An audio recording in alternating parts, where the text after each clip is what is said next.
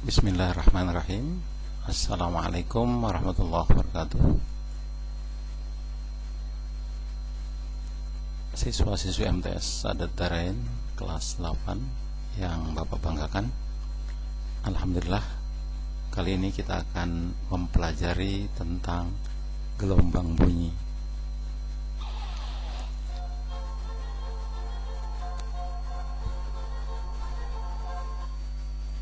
Bunyi atau suara yang kita dengar sehari-hari adalah merupakan suatu gelombang. Bunyi dihasilkan oleh benda yang bergetar, sehingga sumber bunyi adalah benda yang bergetar.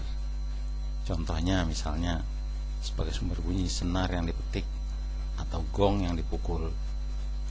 Bunyi termasuk gelombang mekanik, yaitu gelombang yang membutuhkan medium untuk merambat.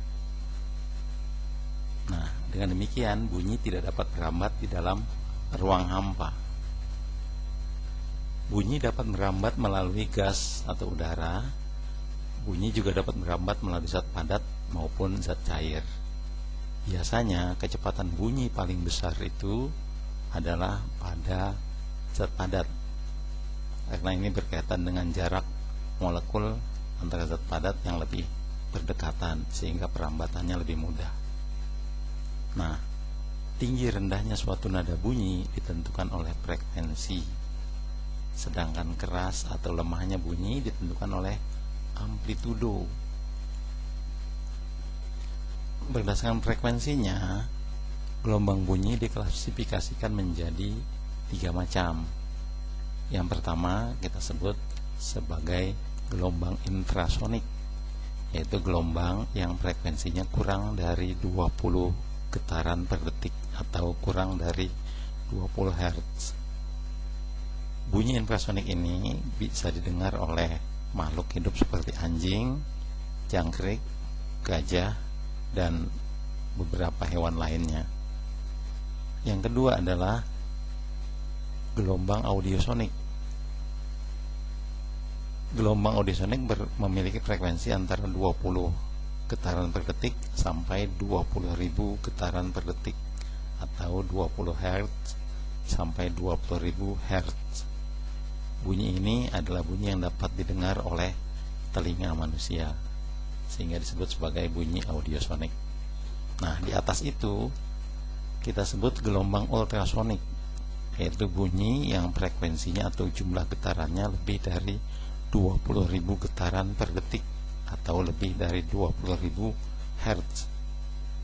Frekuensi ultrasonik ini biasanya didengar oleh hewan seperti kelelawar, lumba-lumba, nyamuk, dan hewan-hewan lain.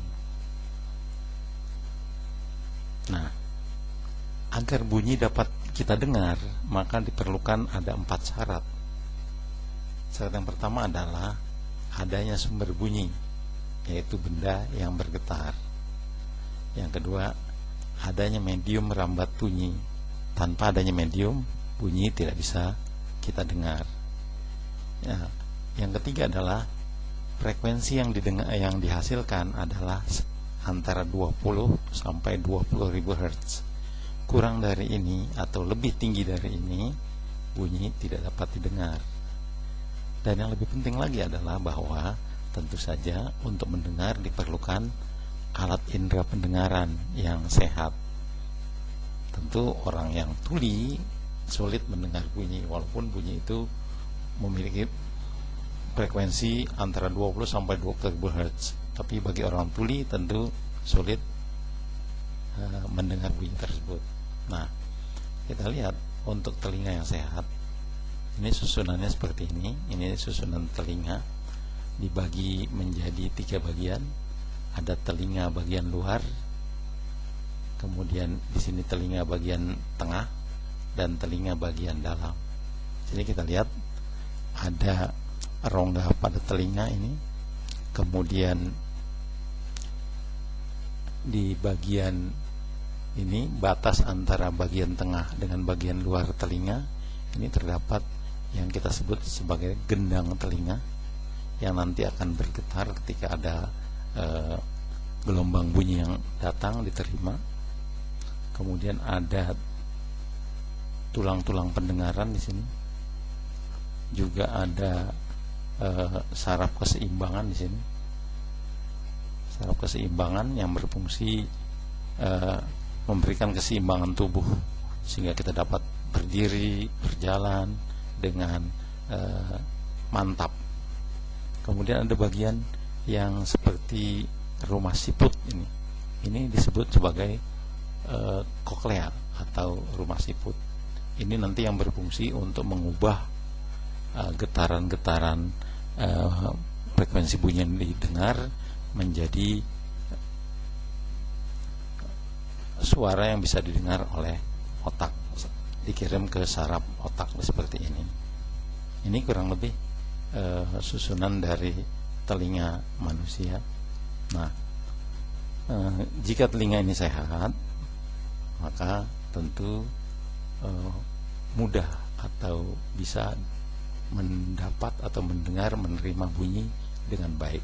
Tetapi bila telinga ini tentu ada gangguan, bermacam-macam penyakit, sehingga menyebabkan tuli atau menyebabkan gendang telinga ini tidak bisa bergetar, maka sulit bunyi itu bisa didengar oleh orang yang indera pendengarannya rusak seperti itu. Demikian. Nah, untuk frekuensi bunyi ada hukum Mersenne. Hukum Mersenne ini menyatakan bahwa frekuensi senar atau nada dawai itu bergantung kepada tegangan dawai atau senar, kemudian juga panjang dawai atau panjang senar, massa jenis dawai, kemudian luas penampang dawai atau ukuran dari senar. Nah, ini rumusnya, kita lihat rumus dari hukum Mersenne. Dari rumus ini kita ketahui bahwa frekuensi suatu nada bunyi itu akan makin tinggi bila tegangan senar makin kuat, atau frekuensi bunyi ini juga makin tinggi jika ukuran senar itu makin kecil, makin tipis. Sebaliknya, frekuensi nada bunyi itu akan makin rendah bila panjang senarnya makin panjang, atau tegangan senar lemah atau kendor. Juga frekuensi nada itu akan makin rendah untuk senar yang makin besar atau massa jenisnya makin kuat, makin tebal. Jadi dibandingkan dengan senar yang tipis dengan senar yang tebal, maka frekuensi senar yang tebal itu lebih rendah. Demikian kira-kira untuk hukum Mersenne. Silakan dipelajari lebih lanjut di buku paket yang kalian miliki. Cepat rambat bunyi. Cepat rambat bunyi dirumuskan seperti ini. V cepat rambat sama dengan S jarak tempuh dibagi waktu T. Contoh misalnya, Adi mendengar bunyi guntur 5 detik setelah terjadinya kilat.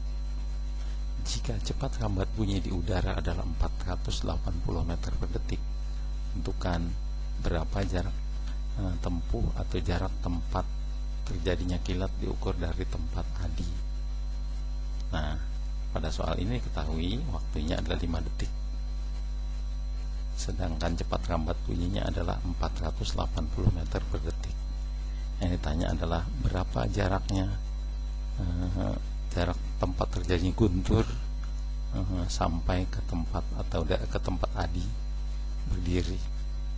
Kita jawab berdasarkan rumus V sama S per T. Ini kita kali silang saja. Jadi S sama dengan V kali T. Di sini S sama dengan V kali T. Maka kita dapat jaraknya adalah 480, V nya dikali T nya 5 detik, sehingga jaraknya adalah 2400 meter. Berarti jarak tempat terjadinya guntur ke tempat Adi itu sejauh 2400 meter. Nah, bunyi dapat dipantulkan.